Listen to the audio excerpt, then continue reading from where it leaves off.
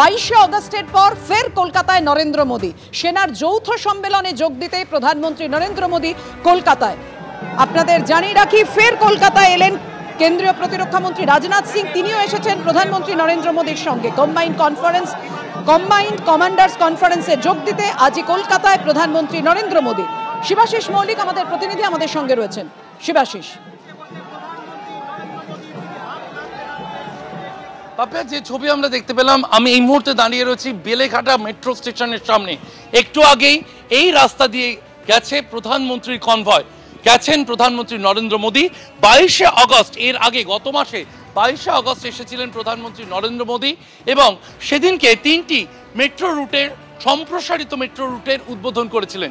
সেই সম্প্রসারিত একটি মেট্রো রুটের গন্তব্য এখন কিন্তু এই বেলেঘাটা মেট্রো স্টেশন। সেই বেলেঘাটা মেট্রো স্টেশনের সামনে আমি দাঁড়িয়ে রয়েছি এবং এই যে আমার সামনে রাস্তা, চিরাচরিত যে ছবি দেখা যায় সন্ধেবেলা বাইপাসের, একেবারে অন্যরকম রাস্তা, শুনশান রয়েছে ইএম বাইপাস। প্রধানমন্ত্রীর নিরাপত্তা সুনিশ্চিত করার জন্য কলকাতা পুলিশের তরফ থেকে একেবারে কিন্তু ঘিরে রাখা হয়েছে ইএম বাইপাস। আবার গাড়ি চলাচল শুরু করা হচ্ছে ইএম বাইপাসে। মা উড়ালপুলের দিকে এগিয়ে গেছেন নরেন্দ্র মোদী। মা উড়ালপুলে এখন প্রধানমন্ত্রীর কনভয়, নরেন্দ্র মোদীর কনভয়।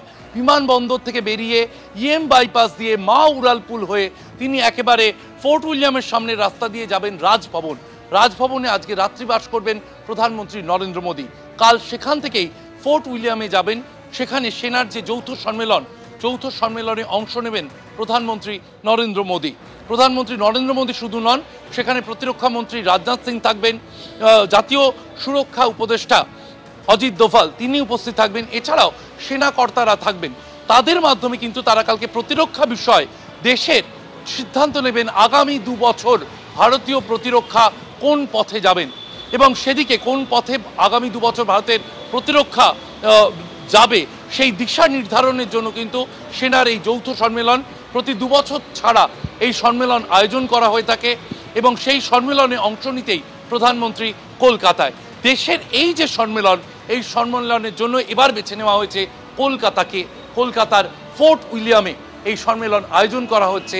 একেবারে সেই সম্মেলনেরই উদ্বোধন করবেন প্রধানমন্ত্রী নরেন্দ্র মোদী। আজ কিছুক্ষণ আগে তিনি কলকাতায় এসে পৌঁছেছেন এবং আজকে রাজভবনের উদ্দেশ্যে ইতিমধ্যেই তার কনভয় রওনা হয়ে গিয়েছে। সেখানেই আজকে রাত্রিবাস করবেন তিনি এবং এরপর আগামীকাল যোগ দেবেন কম্বাইন্ড কমান্ডার্স কনফারেন্স বা সিসিসিতে। আর এই নিয়ে সুকান্ত মজুমদার কি বলেছেন শুনবো।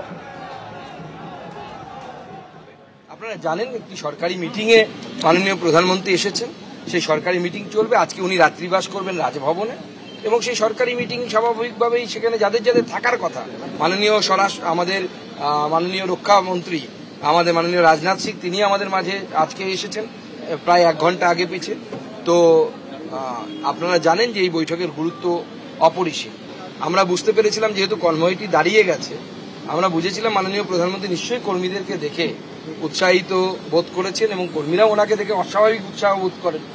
বিশ্বের সবথেকে জনপ্রিয় নেতা হওয়ার পরেও, 3বারের প্রধানমন্ত্রী হওয়ার পরেও পরিশ্রমে এবং পার্টির কর্মী নেতৃত্ব কার্যকর্তাদের প্রতি এই যে স্নেহ, এই যে ভালোবাসা, এই জন্যই তিনি আমাদের অসংগঠিত লিডার এবং লিডার শুধু আমাদের নয়, পুরো দেশ নয়, বিশ্বের সবথেকে জনপ্রিয় লিডার। প্রধানমন্ত্রী নরেন্দ্র মোদী আপনারা দেখলেন আজ কিছুক্ষণ আগেই কলকাতায় এসে পৌঁছলেন তিনি। তার আগেই এসে পৌঁছন প্রতিরক্ষা মন্ত্রী রাজনাথ সিং। প্রধানমন্ত্রী ইতিমধ্যেই রাজভবনের উদ্দেশ্যে রওনা হয়েছেন। অজিত দোভাল তিনিও পৌঁছে গিয়েছেন ইতিমধ্যেই। আগামীকাল তিনিও এই সম্মেলনে যোগ দিতে চলেছেন। ইস্টার্ন কমান্ডের হেডকোয়ার্টার ফোর্ট উইলিয়াম এবং সেখানেই কম্বাইন্ড কমান্ডার্স কনফারেন্সে তারা যোগ দেবেন। শিবাশিস মৌলিক আমাদের সঙ্গে সরাসরি রয়েছেন। শিবাশিস। হ্যাঁ পাপিয়া, যেমনটা তুমি বলছিলে, অরিত্রিক একটু আগে যে কথা তুলে ধরছিল, প্রধানমন্ত্রী এই যে সম্মেলন, এই সম্মেলনে কিন্তু প্রতি 2 বছর অন্তর প্রধানমন্ত্রী নরেন্দ্র মোদী যোগদান করেন। কিন্তু এবছর যেহেতু অপারেশন সিঁদুর আমরা দেখেছি, এবছর যেহেতু এই 2025 বছরে আমরা দেখেছি সেনার অনেকগুলো অপারেশন হয়েছে। অপারেশন সিঁদুরের সময় একাধিক ছোট ছোট অপারেশনে আমরা দেখেছি ভারতীয় সেনাকে অংশ নিতে। তারপর সেই অপারেশন সিঁদুর, প্রধানমন্ত্রীর বক্তব্য অনুযায়ী অপারেশন সিঁদুর চলছে। সেই অপারেশন সিঁদুর আবহে এই যে সেনার যৌথ সম্মেলন, সেখানে প্রধানমন্ত্রী, তার পাশে প্রতিরক্ষা মন্ত্রী রাজনাথ সিং, অজিত দোভাল, তাদের যে উপস্থিতি এবং সেখানে তারা কোন পথে ভারতীয় সেনাকে, বিশেষ করে এই যে 3 বাহিনী, একদিকে যেমন সেনার রয়েছে নৌসেনা রয়েছে, বায়ুসেনা রয়েছে, এই 3 বাহিনীকে একসঙ্গে একমুখী করে এগিয়ে নিয়ে যাওয়ার জন্য ভারতের যে রণকৌশল, ভারতবর্ষের রণকৌশল নির্ধারণের ক্ষেত্রে এই যে বৈঠক, সেই বৈঠক কিন্তু সম্মেলন বিশেষভাবে গুরুত্বপূর্ণ। সেই সম্মেলনে কাল প্রধানমন্ত্রী অংশ নেবেন। তিনি যেমন উদ্বোধন করবেন, তিনি তার যে দিশা তা তুলে ধরবেন সেনাবাহিনীর সামনে, সেনা কর্তাদের সামনে।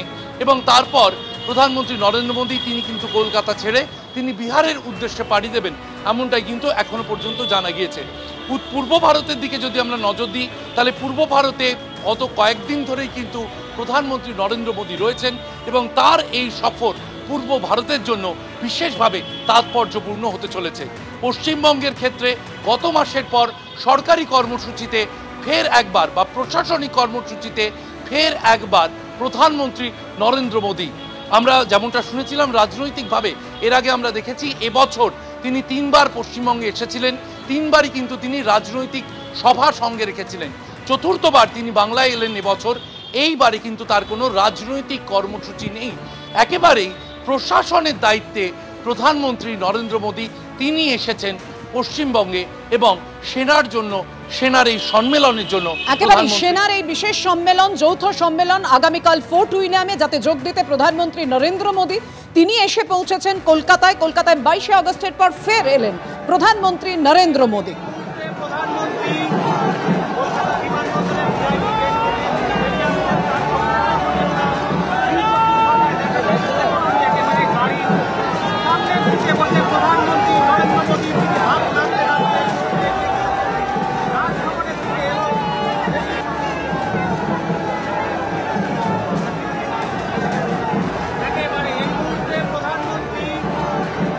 কম্বাইন্ড কমান্ডার্স কনফারেন্স সিসিসি শুরু হচ্ছে ফোর্ট উইলিয়ামে আগামীকাল, আর সেই অনুষ্ঠানে যোগ দিতে, সেই সম্মেলনে যোগ দিতেই এসছেন প্রধানমন্ত্রী নরেন্দ্র মোদী।